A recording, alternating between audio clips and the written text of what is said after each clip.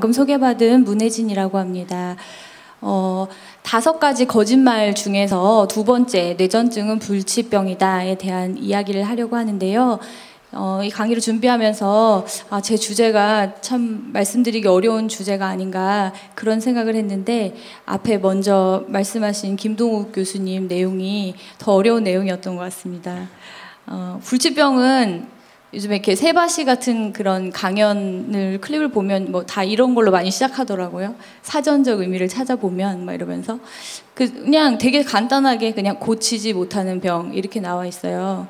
근데 이제 그러면 뇌전증에서 고친다, 뇌전증이 치유가 된다라는 거는 어떤 의미일까? 사실은 이제 일반적으로 우리가 치유라는 개념을 생각할 때는 특히 우리나라 분들은 병이 완전히 뿌리가 뽑혀지는 거, 내가 이거로 인해서 어떤 치료도 받지 않고 이것이 다시 재발하는 거에 대해서 전혀 걱정을 하지 않는 그런 상태를 우리가 이상적으로 치유가 됐다 이렇게 생각하는 것 같습니다. 근데 이제 뇌전증에서 그런 치유의 개념이 그러면은 가능한가 그런 생각을 하게 되는데, 국제뇌전증 퇴치연맹에서는 우리가 뇌전증에 대해서는 큐어라는 개념보다는 실제로 이제 에필랩시로 예전에 진단을 받고 수년간 치료를 하고 그리고 나서 경련 발작이 전혀 없어서 약을 다 끊고 그 이후에 10수년이 지난 환자들, 이런 경우는 이제 어떻게 보면 이제 치료가 완전히 됐다 이렇게 생각할 수 있는데, 이제 그런 경우도 큐어라는 개념으로 표현하지 말고 resolved epilepsy, 그러니까 해결된 뇌전증, 지나간 뇌전증 이렇게 얘기를 하자, 이렇게 해서 그 정의를 이제 일정 기간 치료 후에 더 이상 치료를 요하지 않고 재발의 가능성이 0인 상태가 아니라 매우 낮은 상태, 이렇게 정의를 하고 있습니다. 근데 실제로 이제 대다수의 환자들이 이런 상태에 도달하는 것은 아니잖아요. 그렇기 때문에 아마 이곳에 많은 분들이 오신 것 같은데, 그러면 그거보다는 좀 덜하지만 그래도 우리가 치료가 되고 있는, 조절이 잘 되고 있는 상태를 뜻하는 의미는 관해 상태라고 해서 remission이라고 해요. 근데 이제 이 관해 상태는 두 가지로 또 나눌 수가 있는데, 약물을 계속 복용하고 있으면서 발작의 재발이 없는 상태도 관해 상태라고 하고요. 그리고 이제 약물의 치료를 중단하고 난 이후에도 이제 발작이 없는 상태가 유지가 되는 경우도 이제 관해 상태라고 해서, 치료 중인 관해 상태, 또 치료 없는 관해 상태 이렇게 나누게 되고, 치료 없는 관해 상태가 일정 기간 이상 지나게 되면은 이제 리졸브드 에필랩시로 이제 가는 그런 절차를 밟게 되겠죠. 근데 이제 이런 말들이 좀 어려워서 제가 그냥 여러분들이 좀 이해하기 쉽게 그냥 이렇게 한번 나눠봤어요. 이제 뇌전증 환자분들 중에서 약을 쓰고 뭐 수술을 하고 여러 가지 치료를 하지만 조절되지 않으시는 분이 분명히 계세요.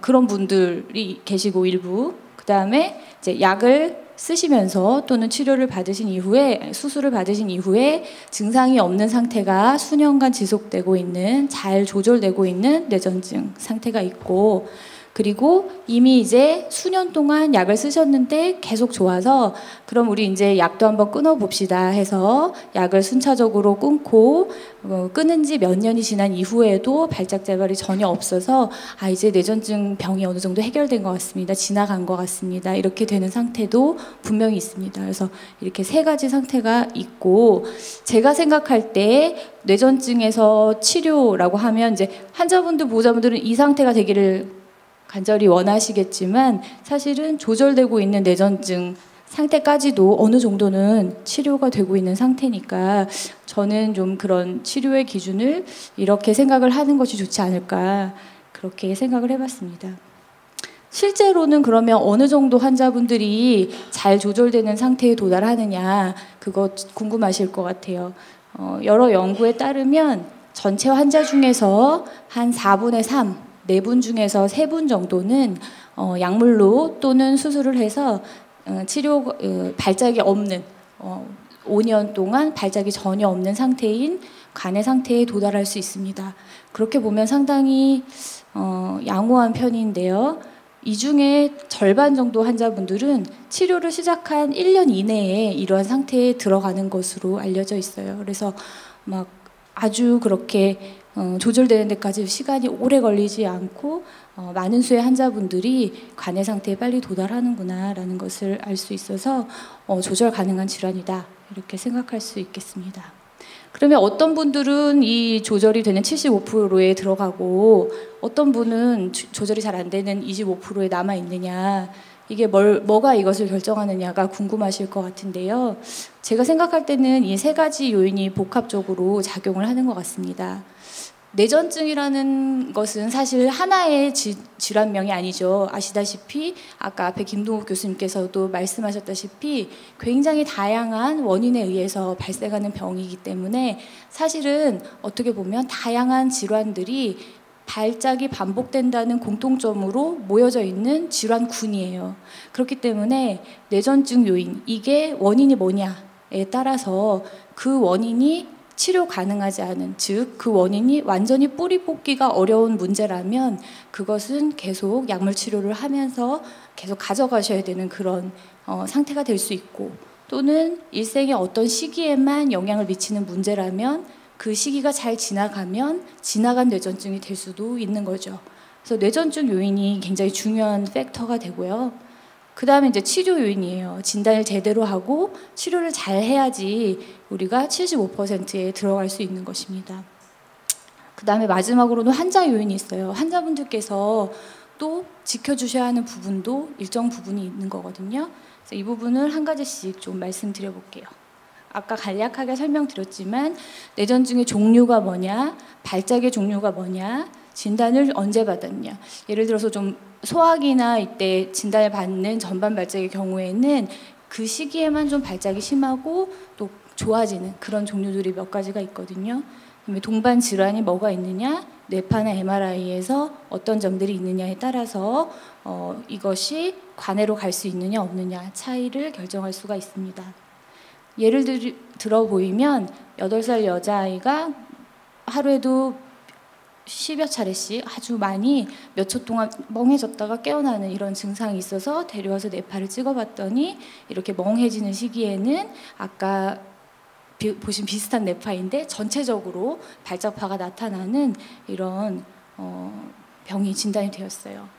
이거는 소화기 소발작 뇌전증 증후군이라고 하는 병인데 이 경우에는 약물 치료에 대한 반응도 무척 좋을 뿐더러 이 아이가 이제 사춘기를 지나면서는 뇌파도 좋아지고 발작 증상도 전혀 없어져서 약을 중단하고 해결된 뇌전증으로 넘어가게 되는 거죠. 이렇게 실제로 우리가 생각하는 병이 낫는구나 라고 하는 케이스들도 분명히 있습니다. 이 사람은 이제 17세 남자 환자인데 이제 시험 공부한다고 밤을 새고 새벽에 이제 학교 가려고 샤워를 하다가 대발작을 하고 병원에 왔어요. 근데 물어보니까 주로 아침이 되면은 숟가락이나 칫솔 같은 거를 움찔하면서 떨어뜨리는 그런 일이 종종 있다. 뇌파를 찍으면서 봤더니 그럴 때 이렇게 전체적으로 뇌파 변화가 생겨요. 이런 아이들은 청소년기 근간대 뇌전증 증후군으로 진단하게 되는데 약을 쓰면 반응은 비교적 좋은 편이고 쓰러지는 대발작은 약 잘 먹고 컨디션 조절을 잘 하면 거의 잘 일어나지 않지만 이 환자는 제가 5년 이상 발작이 없음에도 불구하고 약을 끊자고 하지는 않았어요. 왜냐하면 이 병은 아까 보셨던 병과는 다르게 평생 지속되는 성향이 있고 오랫동안 발작을 하지 않아도 약을 중단하거나 끊으면 발작 재발이 비교적 자주 있는 그런 질환 중에 하나이기 때문에 약을 소량으로 유지하면서 안전하게 지냅시다 해서 약물을 유지한 관해 상태를 오랫동안 지속하기로 한 그런 환자였어요. 치료 요인에 대해서 말씀드리면 아시다시피 항뇌전증 약제가 지금 한 가지만 있는 것도 아니고 지금 우리나라에 아마 20여 가지가 넘을 거예요. 굉장히 많은 종류가 있는데 발작의 종류 또 뇌전증 증후군의 종류에 잘 맞는 약이 적절한 용량으로 선택되는 것이 아주 중요하고 또 약물 치료로 실패했다고 판단되었을 때 어느 시기에 수술적 치료를 고려하고 시도하느냐도 굉장히 중요한 요인이 될 수 있습니다. 또한 발작과 잘 감별해야 하는 시민성 발작, 뇌에서 시작되는 것이 아니라 마음에서부터 올라오는 발작도 있거든요. 그게 실제 뇌전증 환자들이 병의 경과를 밟으시면서 병발되는 경우가 간혹 있어요. 그래서 그런 것들이 잘 감시되고 치료되고 있느냐에 대해서도 중요한 요인이 됩니다. 37세 여자 환자인데 축적 뇌전증으로 약물을 4년 동안 3가지 시도해봤는데 모두 실패했어요. 계속 발작이 재발한 거죠. 사진을 보면 이렇게 왼쪽에 해마경화증이 있어서 이 환자의 경우에 수술을 통해서 발작 관해 상태에 도달할 수 있었던 환자입니다. 해마경화증이 있는 축두엽 뇌전증 환자는 2가지 약제 실패한 후에는 수술적 치료를 고려하는 것이 좋아요. 수술 후에 간에 도달할 가능성이 굉장히 높은 것으로 알려져 있는 증후군 중에 하나입니다. 45세 여자 환자인데 간헐적으로 쓰러지는 대발작이 있어서 약물 치료를 시작했는데 어찌된 일인지 약물 치료를 한 이후로 더 몸이 움찔움찔거리고 쓰러지는 발작도 더 자주 하게 되었어요. 이런 환자는 입원을 해서 24시간 비디오 뇌파 감시 검사를 해봤더니 처음에 진단했던 부분성 뇌전증 진단이 잘못된 것이었고 근간대 경련이 동반된 전반성 뇌전증이었어요. 이런 경우에 부분 발작에 효과가 있는 약을 쓸 경우 오히려 이렇게 나빠질 수가 있기 때문에 약제를 잘 변경한 이후에 조절이 잘 되었던 환자입니다. 38세 여자 환자인데 5가지 항뇌전증 약제를 복용하고 있는데도 불구하고 발작이 너무 잦았어요.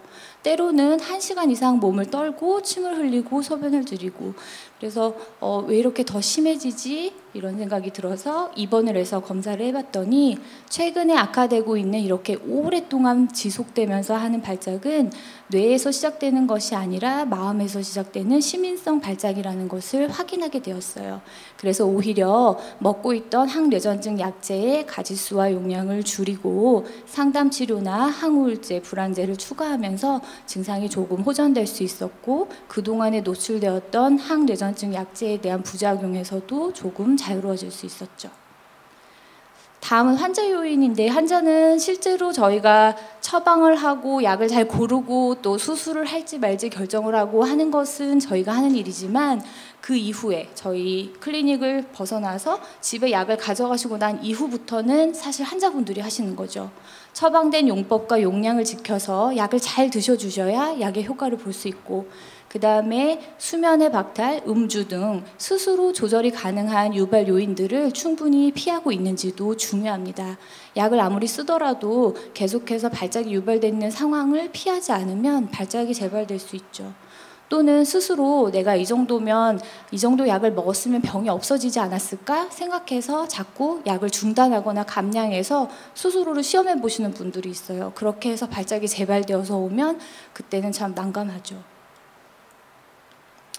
우리가 5년 이상 전문가에 따라서는 좀 다릅니다. 어떤 분은 3년 이야기도 하고 5년 이야기도 하는데 약물을 유지하면서 간의 상태가 수년간 유지가 되고 그분에게 오랫동안 지속될 뇌전증의 원인의 문제가 뚜렷하게 없다라고 판단될 때에는 약을 서서히 감량해서 끊는 걸 시도하게 돼요. 그러면 중단하고 나면 모든 분들이 다 계속 약물 없는 관의 상태에 도달할 수 있는 것은 아니거든요. 대부분 보면 여러 연구에서 원인 질환에 따라 차이가 있기는 하지만 절반 정도는 발작의 재발이 된다고 합니다. 그런데 대개는 그 절반의 발작이 약을 중단하고 1, 2년 이내에 발작하는 것으로 재발하는 것으로 되어 있어요. 그래서 약물을 일단 중단을 하셨고 그 기간이 1년에서 2년 정도 이상 지나간 다음에는 어느 정도 발작 재발 확률이 좀 낮기 때문에 조금 안심하셔도 되는 상황이 되겠습니다. 10년 이상 되신 경우에는 그 다음에 발작이 재발할 확률이 거의 한 자리도 되지 않기 때문에 그럴 때는 더욱 안심하셔도 되고요. 뇌전증은 불치병인가요? 제가 지금까지 말씀드린 내용을 듣고 어떤 결론을 내리셨는지 모르겠습니다. 일부의 환자는 약물이 없는 완전 간해도 가능합니다. 하지만 대부분의 환자분들은 그런 상태보다는 약물을 유지하면서 간의 상태를 유지하는 그런 상태가 되게 되는데요. 그 상태를 유지하는 결정하는 요인은 뇌전증 자체의 요인, 또 치료의 요인, 또 환자 요인이 있습니다. 대부분의 경우는 이 3가지 요인이 잘 맞춰진다면 75% 정도 아까 말씀드렸죠. 환자분들은 간의 상태에 도달할 수가 있어요. 그래서 대부분의 경우는 조절이 가능한 만성 질환이다. 불치병이라는 용어보다는 그런 용어를 쓰는 것이 맞다고 생각합니다. 제가 이 강의를 준비하면서 여러 가지 얘기를 했지만 사실 환자분들께서 꼭 기억해 주셨으면 하는 내용은 뇌전증은 조절이 가능한 만성 질환이기 때문에 어떻게 보면 일부의 환자에게는 평생 또는 어떤 분에게는 인생의 상당한 시간을 이 병과 함께 보내시게 되거든요. 그래서 이 병이 치료되고 나면 내가 뭘 하겠다 그런 생각을 하시기보다는 이 병을 잘 조절하시면서 내가 하고 싶은 것을 하면서 살겠다 그렇게 생각하시는 것이 좋을 것 같습니다. 그런 말씀 드리고 싶었습니다. 예, 감사합니다.